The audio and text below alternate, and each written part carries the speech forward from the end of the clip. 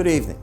Ira Epstein of Linn Associates with your financial market wrap-up for Wednesday, and we're at the 18th of November, 2020, about 6:35 in the afternoon.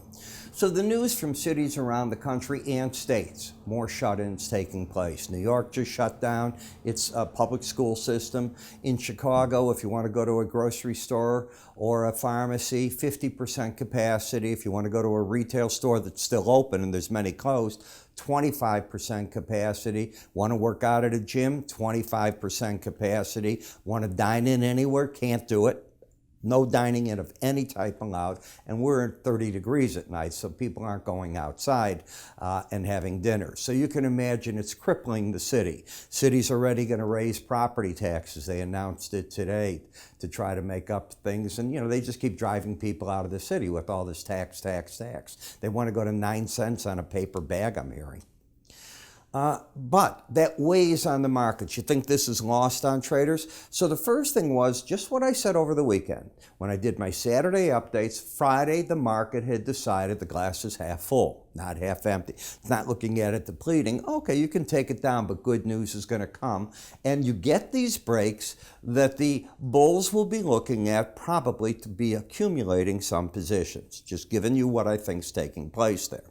We're still waiting on OPEC Plus to give us a decision, but I think the market is baked in that there's going to be an extension of the production cuts anywhere from 3 to 6 months.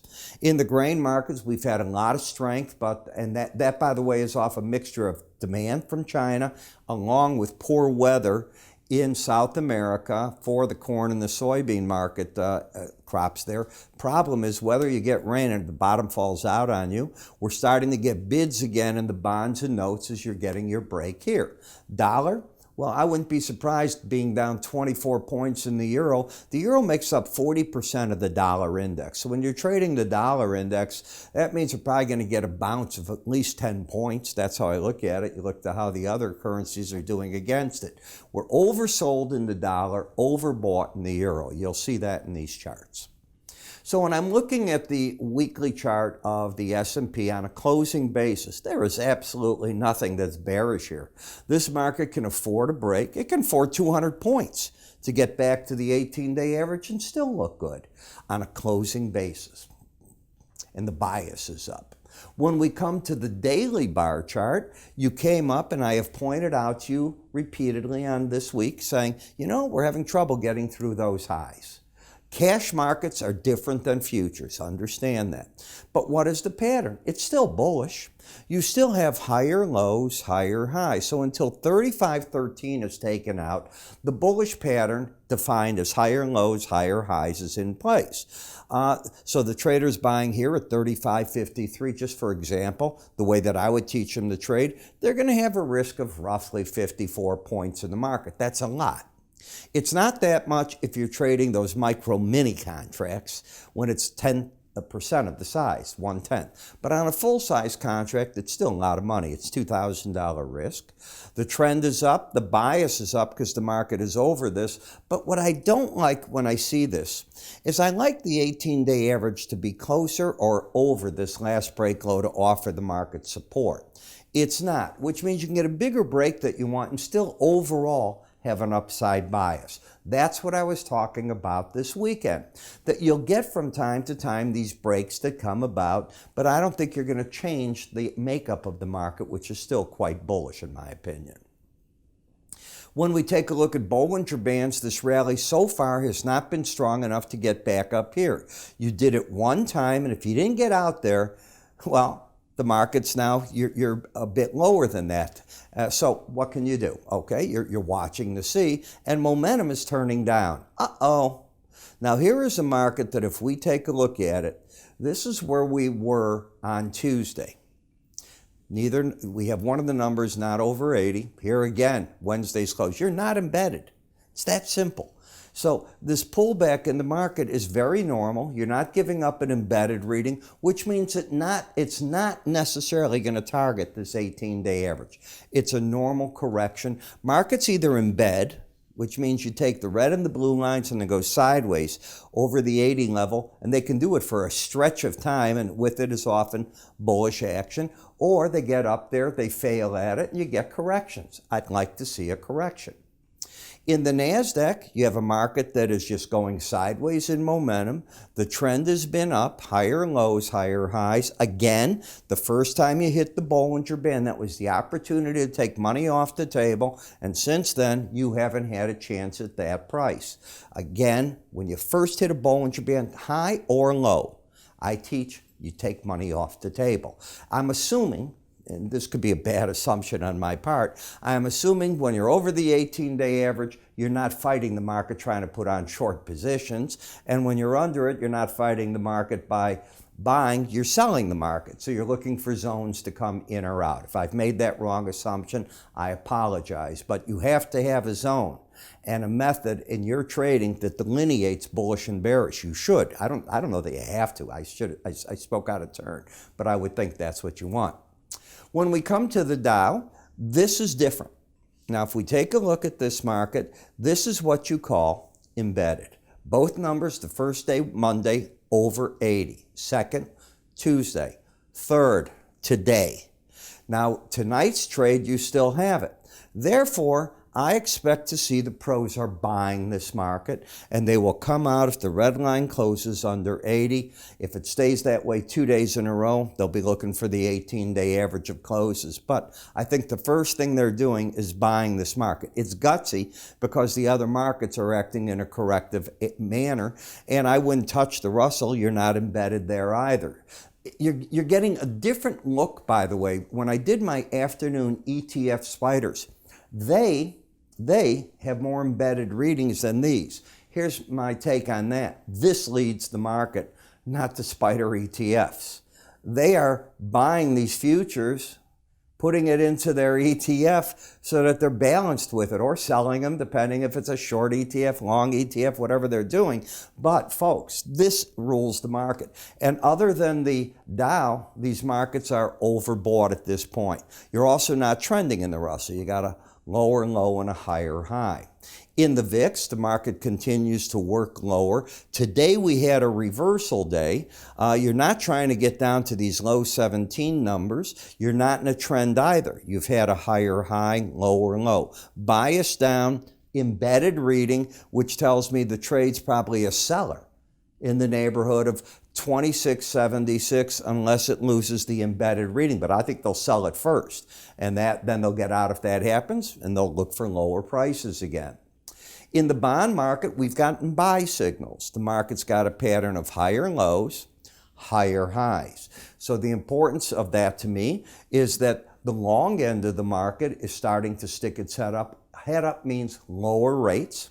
When we come to the 10-year, you have a similar picture, not quite as strong as the bonds. So the front end isn't moving as much in dropping rates as the long is. So they're starting to flatten things out again here. You can see what's going on is it's fighting right through that balance. The pros are probably buying the market at the 18-day average with stops at 137.27. The risk is in the neighborhood of what, about 12, 13 points, $350 a contract. What are they looking for if the market keeps going? Well, they're probably looking first for the challenge of today's high. That's going to be the big number that the market has to get through.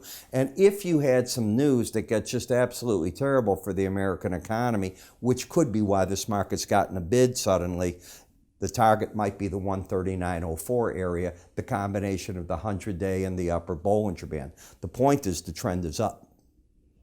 In the dollar index, we've been in a downtrend that keeps eking out lower lows. Notice you haven't had a higher high. That's why I think you're ready for that. Been looking at what the other parts are doing. You're also not making the lower low like you did here. So when we first got oversold at this area, we got a small bounce.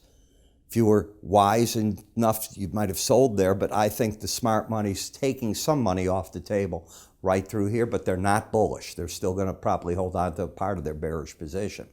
Eurocurrency's the flip-flop. It's overbought. The market's been coming up. You made one run at the upper Bollinger Band, and I didn't like the pattern yesterday. Yesterday, you had set up at the end of the day lower highs with your higher lows. I think we're going into one of these narrowing in patterns, and that's what today looked like, for tonight rather. That's what tonight's looking like at this point in time. When I come to the yen, I don't know what's going on this chart. It's pretty darn wild the way that it just keeps jumping and just running to the upside. Now, if you look at FXY, if you're a spider or ETF trader that likes to watch that one, you have a lot of gaps in the charts. Remember, everything's based on the futures, not that ETF. Gaps have a tendency to get filled. I agree with that, but you got to go back to the mother load, which is the underlying contract that ETF is based on. In Bitcoin, I know traders are saying, what the heck's going with Bitcoin? Well, what's been going is this long embedded reading. Didn't I show you that in the S&P at the very beginning? When you get those, you get a son of a gun market. You want to fight them, I want to be at the other side of your trade.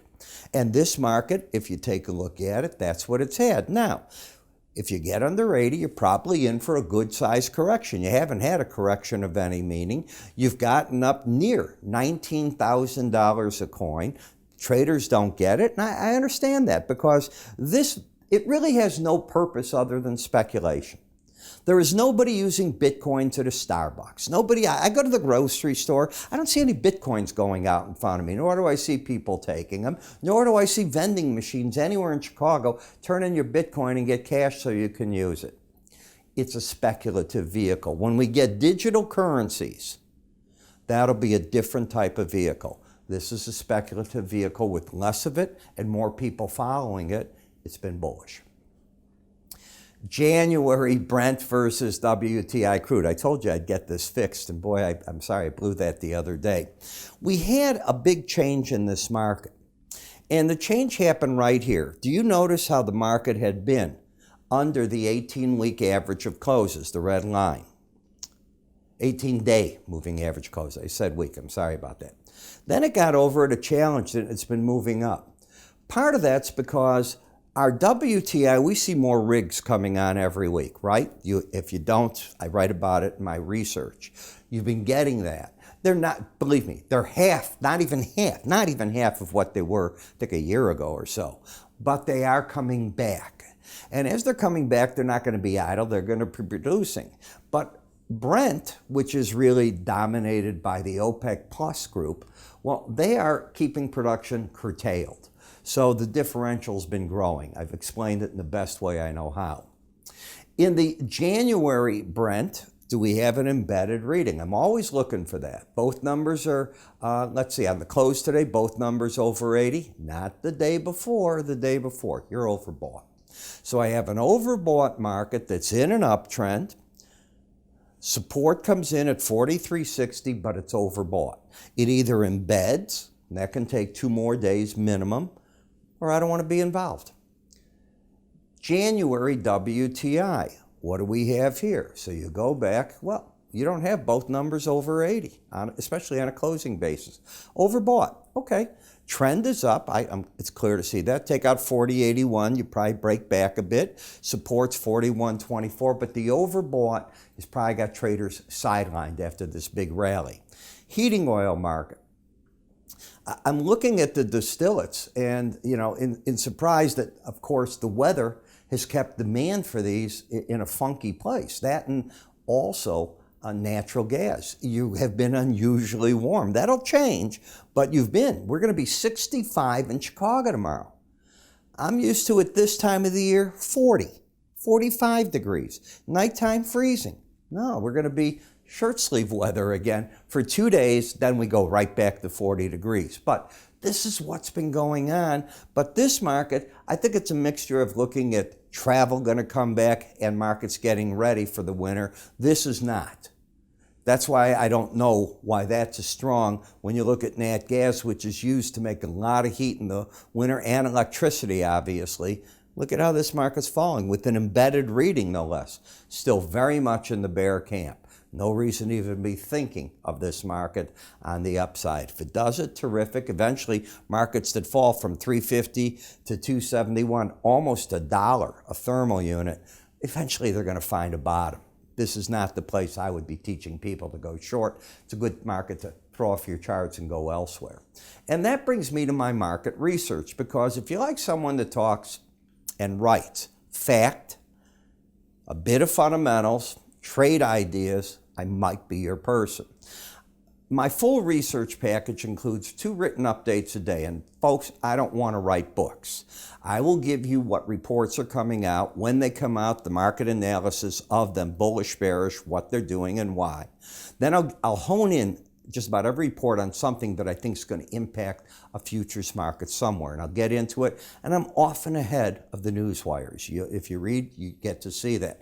I did away with my audio commentary. We'll have to change that. And I did it recently because most traders, when they're buying these from me, they don't want that. They want the morning commentary. Now let me explain that. That's my videos in the morning. At 5:40 in the morning, I go through 40 different futures charts.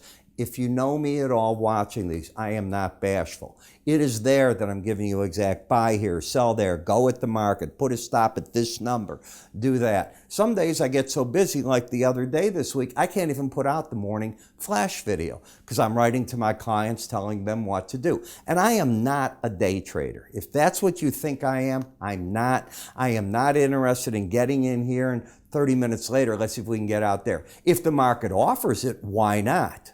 What trader wouldn't do that? You think Nigerians wouldn't do that? Everybody would do that. But that's typically not what goes on. What goes on as you do all this is you're looking for those swing or in and out type trades in futures. Futures are not about sitting there for a year in a market. That is more for what you're going to do in your spider ETFs. The nature of the futures vehicle is it expires. You can't stay that long in it. You got to roll no matter what you do. These are contracts that expire. You're not going to expire in that spider ETF. So how do you get to see this so that you get a free look at what I do? And I'd like to give it to you for free if you haven't tried it in the past year. Go to our website, sign up for it. We do have a database of who took it and who didn't. I'd love to give it to you. No obligation, no credit card. See if this fits in with something you might like. I'm Ira Epstein. I thank you for watching. Remember, you're going to get an invite Friday afternoon from me for that Monday afternoon webinar, and they do fill up. You have a good day.